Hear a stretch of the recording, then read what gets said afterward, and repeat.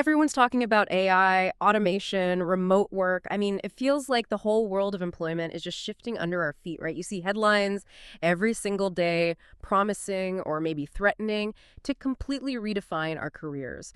But what does the future of jobs really look like, amidst all this noise? Should we be excited, maybe a little bit scared, or is it like a mix of both?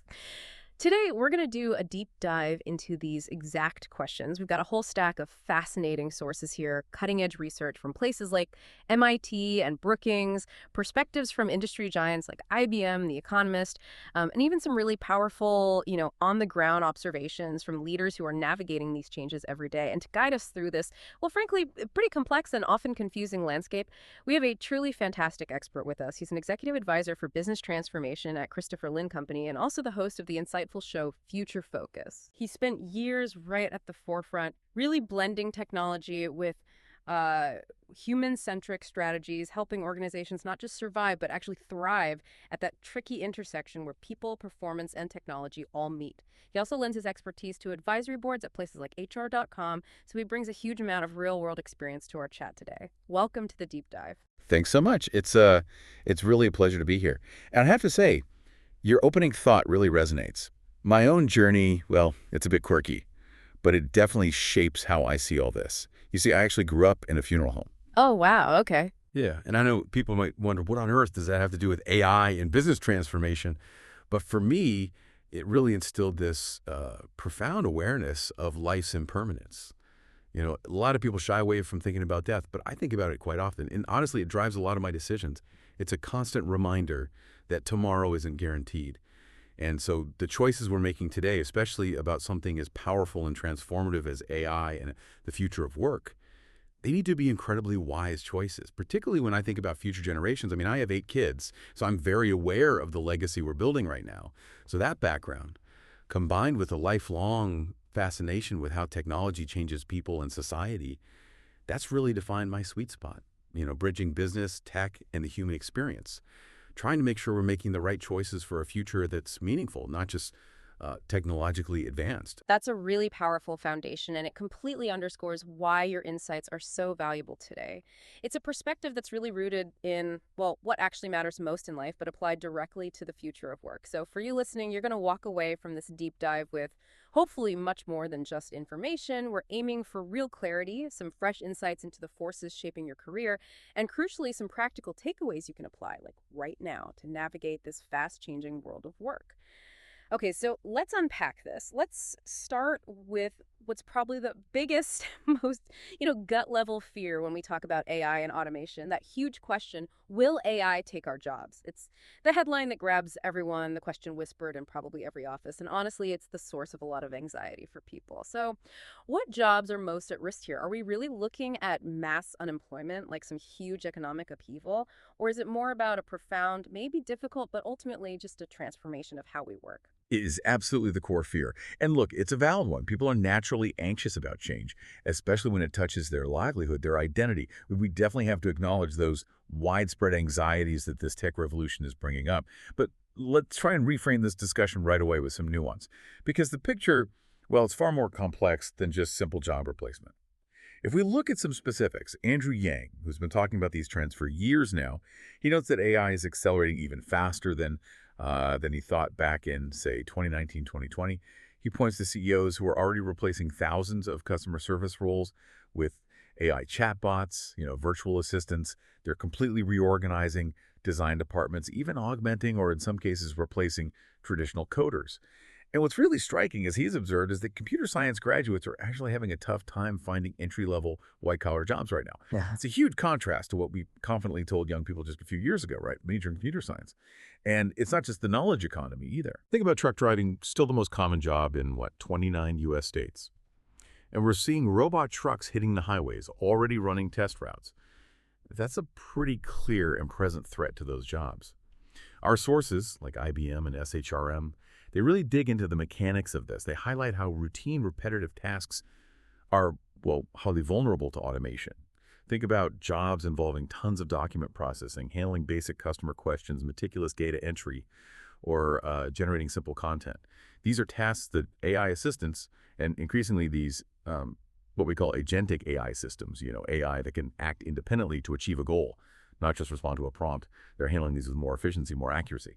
What's really fascinating and often missed is how generative AI, the stuff that blew up with tools like ChatGPT, is now pushing into more complex creative and analytical tasks. We're talking advanced copywriting, where AI can draft pretty compelling marketing stuff in seconds. Complex coding, you can write, debug, optimize code. Sophisticated graphic design, creating tons of visual options. Even foundational legal and medical work, like summarizing huge amounts of legal text, drafting initial contracts, or analyzing medical images.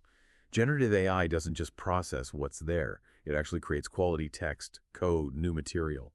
It can even provide individualized learning materials or summarize stuff tailored for human workers. Wow. So, okay, it's not just the factory floor anymore. It's increasingly the cubicle, the creative studio, even the doctor's office. That's a really significant shift and, frankly, pretty unsettling for a lot of people. It just broadens the scope of automation so much. Exactly. And the findings from the Brookings Institution really back this up, this broad impact. They report over 30% of workers could see at least half of their job tasks disrupted by generative AI, and a huge 85% could see at least a 10% impact. I mean, put that in perspective. That means nearly everyone in the workforce is going to feel these ripple effects somehow.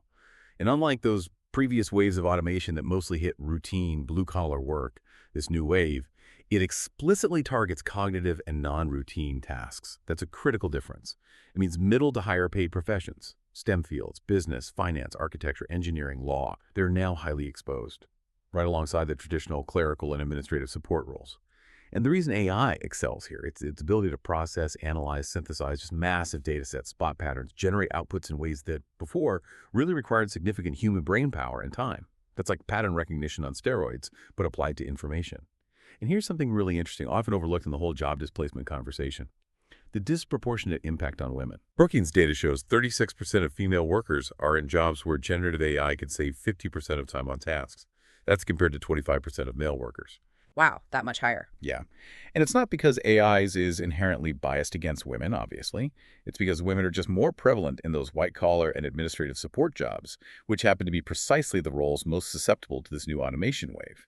This directly counters that common stereotype, of the male blue-collar worker being most at risk. So the future of work isn't just about jobs, it's also about potentially worsening existing inequalities if we don't proactively manage this transition really carefully. Okay, let's just take a breath there for a second. I mean, this sounds pretty apocalyptic, doesn't it? Almost like those sci-fi predictions of doom. But historically, hasn't technology always created more jobs than it destroyed? Think about the Industrial Revolution. The internet boom, they brought whole new industries, countless opportunities. But what you're describing, with AI hitting cognitive tasks, higher paid jobs, isn't that genuinely terrifying for workers, facing such deep uncertainty? Is this time really different, or are we just in another cycle of creative destruction, maybe just a faster one? That's a crucial question. And putting it in historical context is essential. You're absolutely right to bring up those parallels. The common argument, and it's a valid one, is that tech has always created more jobs. But Andrew Yang, while he acknowledges that history, he argues this time is different. Precisely because AI's capabilities now reach into displacing white-collar work, those very cognitive tasks we once thought were exclusively human. That feels like a shift in kind, not just degree, compared to past automation focused mainly on manual stuff. However, if we connect this to the bigger picture, the data also gives us a powerful counter-narrative to just, pure doom and gloom. IBM and The Economist, they both project that while, maybe 85 million jobs could be lost globally to automation, as many as 97 million to maybe 133 million new jobs could be created alongside them. No, okay, so a net gain, potentially. Potentially, yes. The key takeaway isn't that jobs just vanish wholesale, but that the mix of available jobs will change dramatically. Whole new categories of work are going to emerge, things we probably can't even fully imagine right now. From my perspective, advising companies, I see it less as simple replacement and more as a fundamental transformation of work itself. Organizations that really get their current processes, what I often call their box, they're just much better positioned to adapt to AI. They've mapped out their workflows, they know what's essential, what can be reimagined with AI, and maybe what can just be stopped altogether because AI handles it better. Without that deep self-awareness, you just risk automating your existing problems. Let me give you a concrete example from The Economist. Think about the Ocado warehouse down in southern England. You've got swarms of robots meticulously packing groceries. They collaborate, orchestrated by sophisticated machine learning, moving bins around super efficiently. Right, I've seen videos of that. It's amazing. It is. But they're not replacing humans. They're working with them. The robots handle the physically tough, repetitive grunt work, bringing containers to pick stations. Then humans step in for the more dexterous, complex bit, assembling the final customer orders. And what's remarkable, Ocado says these robots have actually led to more jobs at the company because the business grew so much. It's a really powerful example of effective human-robot collaboration. So yes, while it's totally understandable to feel terrified facing this uncertainty, this transformation also creates huge opportunities we just can't ignore. We're at an inflection point, and the deliberate, thoughtful choices we make now will decide if the future leads to more miserable work or actually more meaningful human-centered work. That's a powerful distinction, the idea that it's about how we choose to integrate and adapt, not just being passively swept along by technology. Speaking of massive adaptations, the pandemic certainly forced a huge one on us. I wonder how many of you listening are actually doing so from home right now instead of an office. COVID really changed work forever, almost overnight. So with all these shifts, are traditional offices dying, or is this just another phase in how we define the workplace? Well, it's pretty clear COVID massively accelerated the acceptance of remote work. It went from being a temporary fix to a permanent fixture, really. Hybrid models blending remote and in-office, they're now firmly the new long-term standards. And what's really interesting is how flexibility shifted from being just a perk, a nice to have, to basically a fundamental job expectation. Companies that don't offer some form of it, they're finding themselves at a serious disadvantage trying to attract talent. Deloitte has some great insights here. They suggest the pandemic shift wasn't just about changing location office to home, but something deeper, a transformation from physical work to digital work. In this digital way of thinking, the physical place of work becomes a free variable. What does that really mean? It means workers are liberated from geographical limits. Think about a self-driving bus needing a human to step in remotely for an accident, or a CFO signing off on quarterly books while traveling. The where changes drastically, but the work is done effectively because it's fundamentally digital. The tools and infrastructure are key, not the physical walls. But it's definitely not without its challenges, its downsides. We've certainly seen potential negative stuff emerge, right? Increased burnout from blurred work-life lines, feelings of isolation, growing inequality where some thrive remotely with autonomy while others feel excluded or struggle to focus at home, maybe lack self-discipline. Yeah, I can definitely relate to the isolation part, especially early on. Right. And it's worth noting, while some early remote collaboration back in the 90s showed maybe lower creativity, recent tech advancements, communication tools, cloud platforms, better work practices, they're actually leading to results that could be better than traditional in-person collaboration. Yeah. Physical co-location is just less critical than it used to be. The tools and our understanding have really matured. I felt that isolation too, even with the upsides of flexibility. But you're hinting it's not just about humans working from different places anymore. There's another layer, a blended future beyond just hybrid. What's that really about? Yeah, what's really fascinating, probably the next evolution, is this concept from Arkiv, suggesting hybrid work, as we know, it might even become obsolete. It might give way to a truly blended future. This blended work integrates AI coworkers, automated decisions, virtual presence in a way that fundamentally reshapes human roles, our agency, our expertise, right down to the foundations. We're talking about work being increasingly performed through AI, where our outputs are subtly shaped, optimized by invisible algorithms. It fundamentally changes how humans interact with their tasks, their teams. This shift, it demands urgent, deliberate attention to what we're calling AI-mediated work practices. The very nature of how we engage with work is being redesigned by AI's influence. On the leadership side, Mike Small from Acodus really stresses the critical need for well-trained managers to navigate all this, from return-to-office policies to enabling effective blended work. It's not about some one-size-fits-all mandate. It's about fostering win-win relationships, being consistent, equitable. Managers need specific training to have these nuanced conversations, to incentivize collaboration when people are physically together, and crucially, to support new folks joining in hybrid setups who might struggle to connect or assimilate. It's a new skill set for managers, too. I've seen this firsthand in my advisory work. I worked with a huge, very traditional organization. They firmly believed you had to come to HQ to be part of the culture. It was just baked into their idea of performance, loyalty. Right, that old mindset. Totally. My goal wasn't to kill the headquarters, but to help them think bigger, to understand that culture and performance aren't tied to one physical spot. We successfully guided them to build a hybrid experience that offered an extraordinary experience for all employees, regardless of where they were physically. We focused on intentional digital engagement, creating magnetic in-person experiences when needed. It proved flexibility and high performance absolutely can coexist.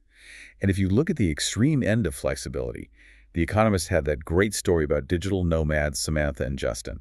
They work remotely from over 20 countries in just 2 years, exploring the world while keeping their careers going. That's the dream for some people, isn't it? It really is. It's a very modern version of that old human desire for freedom, just massively enabled by digital tech. And globally, co-working spaces are booming. 2.3 million users worldwide. They offer that structured communal third space for remote workers.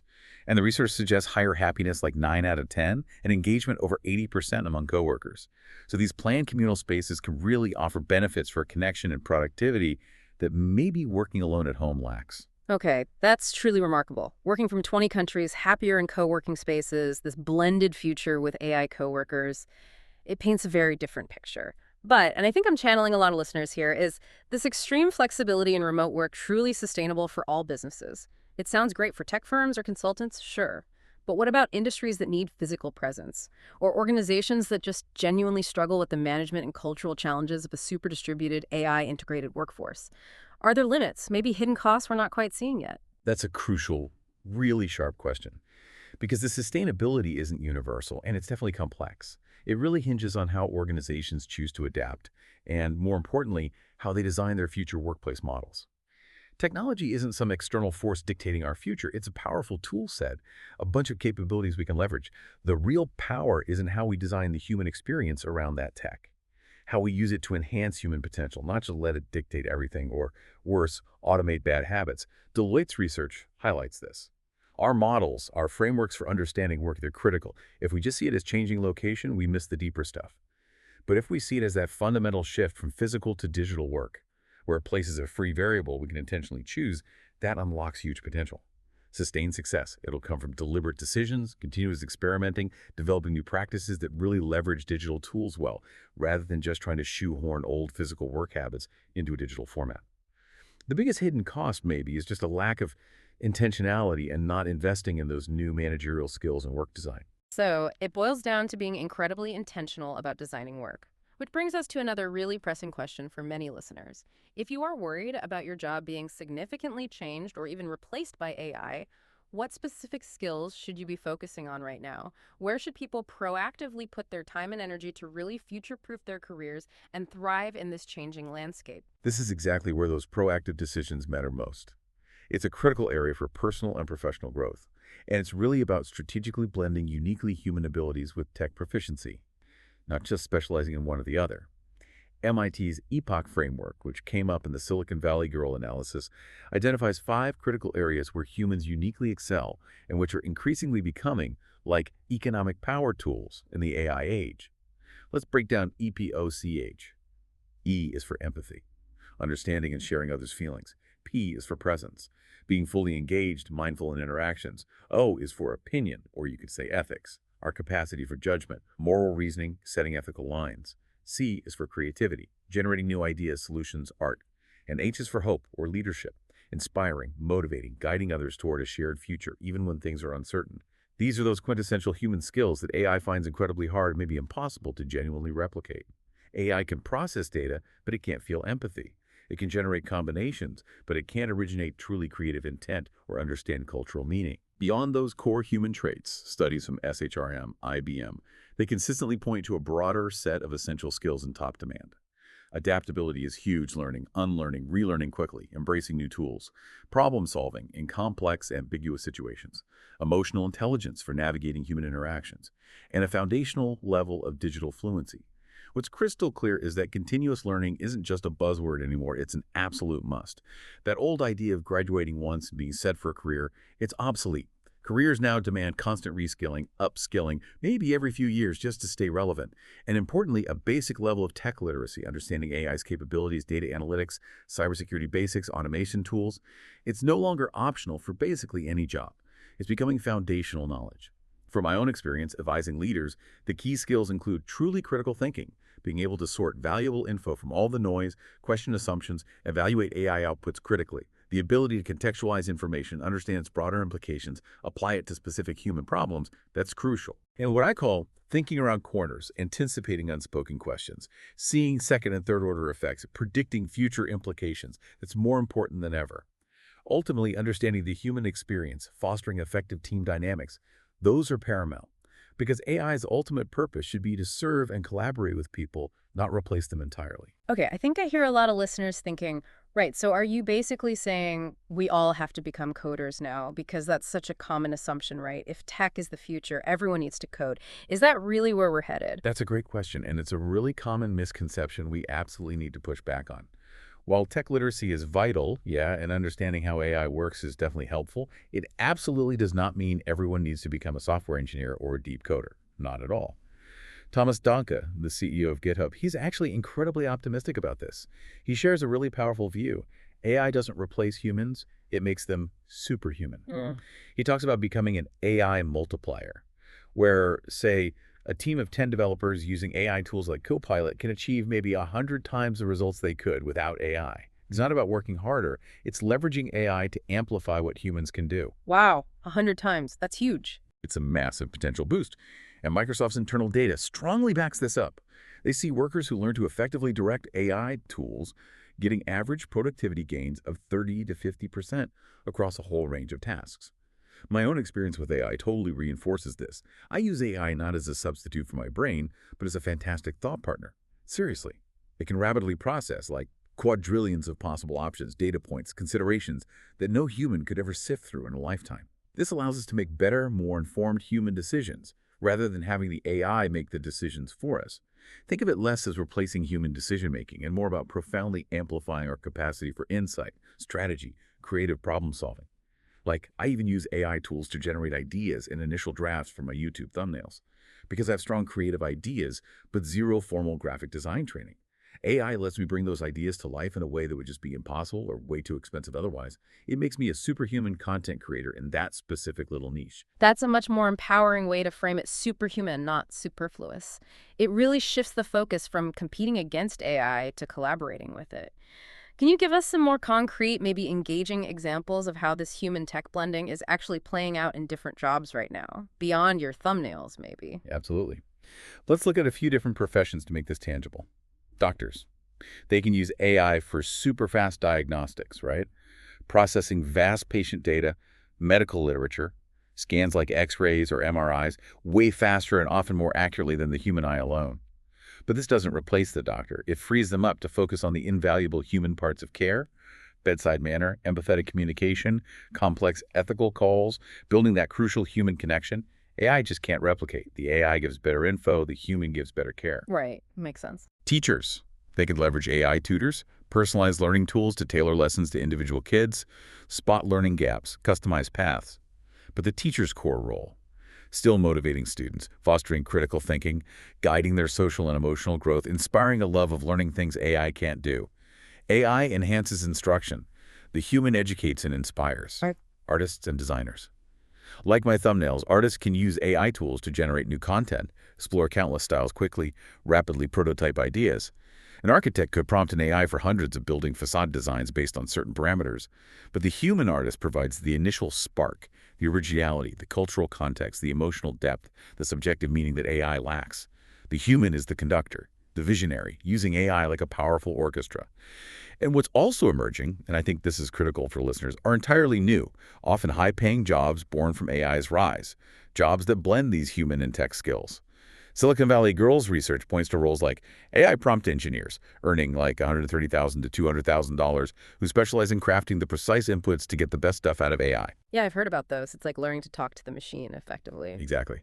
Then you have AI ethics officers, commanding $150,000 to $220,000, making sure AI systems are developed and used responsibly, fairly. Human AI interaction designers, at $140,000 to $190,000, focused on making that collaboration between people and AI intuitive, effective.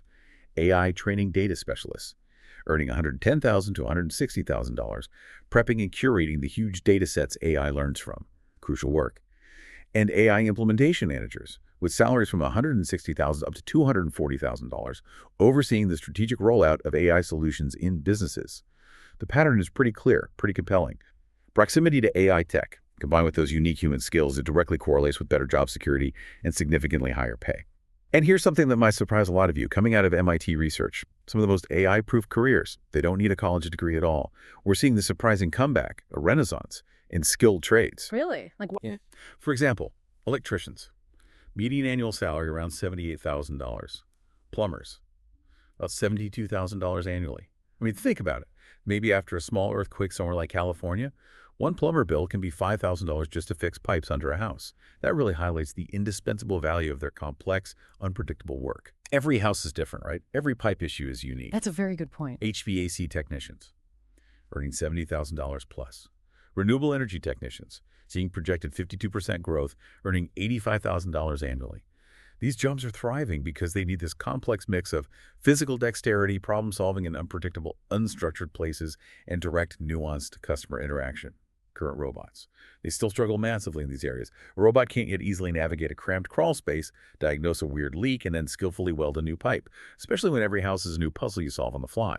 These are areas where human hands, adaptive judgment, and interpersonal skills are, for the foreseeable future, truly irreplaceable. That's incredibly insightful and honestly quite reassuring for a lot of listeners, I think. So it's not just about the digital world, it's very much about the physical world too, where those uniquely human skills are still absolutely critical. Which brings us to our next big question, maybe the most fundamental one. If machines are getting smarter, more capable, mimicking more and more cognitive functions, what is it that fundamentally makes us, as humans, truly irreplaceable? What is our unique edge that no algorithm can fully capture? That really is the core of it, isn't it? Our irreplaceable human strengths remain our ultimate advantage in a world increasingly working alongside AI. I really want to reiterate the huge importance of empathy, creativity, ethics, and leadership. These are the profound qualities that let us connect meaningfully, innovate truly new things, navigate complex moral gray areas, and inspire people to work together towards shared goals. These functions go way beyond just computation. While AI excels at speed, scale, pattern recognition, processing vast data, spotting trends no human could in a lifetime, humans still dominate in these higher-order cognitive and emotional functions that really define our humanity. Deloitte offers a crucial distinction here that really helps clarify things. They suggest it's more productive to view AI as automating behaviors rather than just automating tasks. Okay, behaviors, not tasks. What's the difference there? It's a significant conceptual shift. Automating a task might be an AI filling out a form. Automating behaviors means codifying decisions, using algorithms like which chess piece to move, or what stocks to put in a portfolio, or how to triage a customer service call. Thinking this way means we should focus on how AI redistributes expertise within a work system. And within that redistribution, two critical factors emerge. Agency, the machine's ability and freedom to act independently or semi-independently, and authority who holds the final decision rights. Is it the human or the machine? Understanding this interplay lets us move beyond simplistic AI takes jobs, talk to a much more nuanced view of collaboration. That's a really powerful way to frame it. Automating behaviors and redistributing expertise with agency and authority. Can you walk us through some concrete examples of these human-tech collaboration models? How are agency and authority actually shared between humans and AI in real-world scenarios? Give us a clearer picture of this blended future. Certainly. Deloitte outlines several really illustrative models that show this intricate dance of agency and authority. The supervisor. Here, an AI system assigns tasks, maybe even influences performance ratings or pay. Think ride-sharing. An algorithm dispatches rides, drivers have seconds to accept or reject. The AI supervises tasks. The human has agency in accepting. Okay, yeah, I see that. The prioritizer. Yeah. And AI ranks tasks by importance or value, maybe highlighting the best sales leads, or flagging critical medical issues in a queue. The human then pursues these, often with AI's suggestions on how to approach them. AI directs, human executes with judgment, the personal coach. And AI spots a human's strengths and weaknesses on a task or skill, giving real-time feedback, tailored training to boost performance. Like an AI refining a sales script or helping a surgeon improve technique. The muse. This one's great for creatives. Humans prompt ideas, AI generates tons of outputs, images, text, music, and they iterate together, like that architect prompting AI for facade ideas, then curating and refining the best ones. That sounds incredibly powerful for brainstorming. Hugely. Then there's the collaborative decision maker. For complex, high-stakes stuff like medical diagnoses or financial strategies, it's a dialogue. AI lists options, probabilities, risks. Humans weigh them, apply context, ethics, human factors, and make the final call. First pass at a task. A machine does the initial analysis or makes a preliminary decision. Maybe AI reviews an insurance application for red flags or scans an MRI for anomalies. A human then critically reviews the AI's work, adding expertise or a final check. The triage nurse. AI assesses problems, like symptoms a patient enters, and decides if a human consult is needed. For minor stuff within its parameters, it might give advice, freeing up humans for complex cases. The doppelganger. Machines learn from human experts to mimic their behaviors and decisions, digitally replicating certain functions. An AI might learn an agent style for routine queries or mimic a lawyer drafting standard documents. And the subordinate, the most basic model. AI does menial, structured, high-volume tasks, extracting data from thousands of documents, categorizing emails under strict human supervision. AI handles the drudgery. Humans do higher-value work. Each model shows a different way agency and authority get shared. It's way beyond just AI taking over. It's about creating integrated human-machine behaviors that leverage the best of both. And connecting this to the bigger picture, the really inspiring, empowering point is this. The future belongs to those who can partner with technology, not compete against it. End quote. This future is not predetermined by algorithms or some tech inevitability. It's going to be shaped by the deliberate choices humans make, starting now, in how we design our work, our organizations, our collaboration with these tools. We can learn a huge lesson from history here. Think about factory electrification. When factories first swapped steam engines for electric motors, the initial benefits were small, just minor fuel savings. Right, just swapping one power source for another. Exactly. But the real productivity boom, like over 20% gains, came decades later. When engineers rethought entire workflows, they didn't just replace like for like. They completely rearranged factories, optimizing for flow and efficiency that localized electric motors allowed, moving away from centralized power. This just highlights the massive importance of fostering optionality, continuous learning, so we can leverage AI for human potential. Really redefine what work can be, not just automate what we already do. Okay, that's an incredibly powerful analogy and a truly hopeful message to land on. This has been a really, really enlightening deep dive, moving us from maybe initial fear to a much more nuanced understanding of collaboration and real opportunity. Let's quickly recap some of the core insights for everyone listening today. We've seen the future of jobs isn't about mass disappearance, but about profound, ongoing transformation. Yes, some routine roles will evolve or automate, but this shift is also creating fascinating new opportunities, especially in roles that really lean into human collaboration with AI. And we've learned that remote and hybrid work, they're not just here to stay. They're evolving into that more blended model. In this blended future, AI coworkers become integral. That means we need thoughtful integration, careful management to tackle challenges like isolation and burnout, while maximizing the upsides of productivity and flexibility. Absolutely. And maybe most critically, we talked about how the skills that will truly future-proof your career are that powerful combination of uniquely human attributes, those epoch skills like empathy, presence, ethics, creativity, leadership, combined with essential tech literacy and just deep-seated adaptability. It's about being human, but amplified by technology. So for you listening, maybe one or two practical, actionable steps you can take right now. First, actively commit to continuous learning and reskilling. Seriously. Look for online courses, workshops, maybe even practical projects that teach you how to effectively partner with AI tools, not just use them on the surface. And really importantly, lean into developing those epoch skills, empathy, presence, ethics, creativity, leadership, because these are becoming economically premium skills in pretty much any field, whether you're a doctor, a designer, or, yes, even a plumber. Second, I'd really encourage you to regularly examine your current box of work. Look at it with fresh eyes. Ask yourself, what am I doing right now that truly matters, that needs my unique human judgment or connection? What's essential, and what could be reimagined, refined, or maybe even just stopped altogether because AI could handle it better? This deliberate approach helps ensure you're not just automating old inefficiencies, but actually leveraging AI and your unique human strengths to create more meaningful, impactful work for yourself. That's a fantastic way to put it. The future of work isn't some battle, robots versus humans. And it's not a world where we just passively accept whatever tech throws at us. It's about robots and humans collaborating, innovating, building something entirely new, maybe more fulfilling, together. Remember, the future isn't predetermined by technology alone. It's shaped by the conscious, deliberate choices we make, today and every day. So what are you going to choose? Thank you so much for joining us for this deep dive.